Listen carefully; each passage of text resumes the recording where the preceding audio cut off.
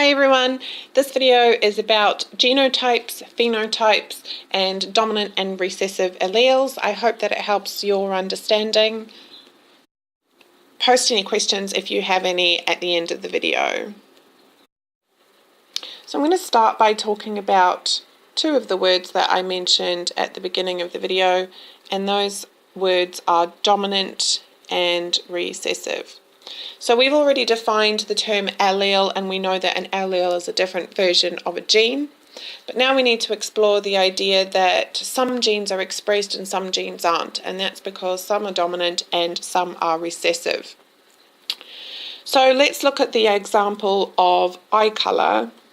If we have a person who has got blue eyes and a person who has got brown eyes, and they produce offspring, we all know that it's highly likely that the offspring are going to have brown eyes. Now, the reason for that is because brown eyes are dominant genes. That means that they are always expressed. Even if we only have one of these genes, it will always be expressed. On the other hand, a recessive gene is only expressed if we get two of them from our parents. So this in turn would mean that we would have to get the blue-eye gene from both of our parents in order for us to have blue eyes. So in science we use letters for genes.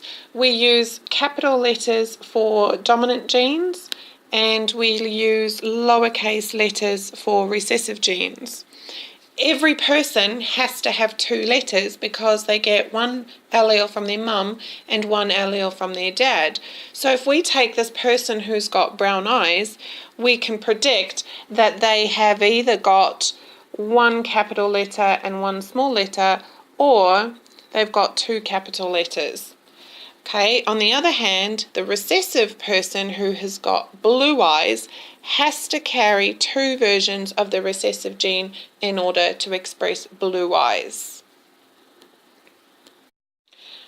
The letters that we choose to use are usually related to the characteristics that we're talking about, and we usually use the same letter for both the recessive and the dominant gene.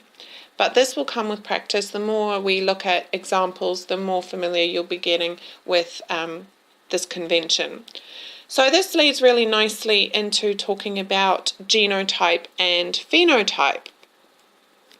So if we consider that a person might be carrying the gene for blue eyes, but they are expressing brown eyes, this is showing that there is a difference between the genes that they're carrying and the characteristics that they are expressing. And this is called the phenotype and the genotype difference. So the phenotype is referring to the physical characteristics that are expressed by that person. So it could be their eye color, it could be their hair color, it could be how tall they are, it could be curly or straight hair.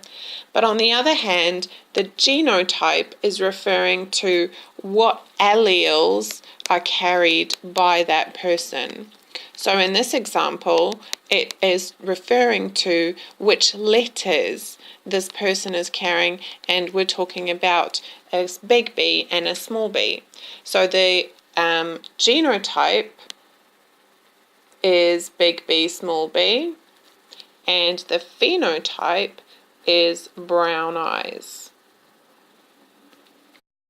So hopefully this has explained dominant, recessive, genotype and phenotype. If you've got any questions, post them underneath the video or come and see me at any time.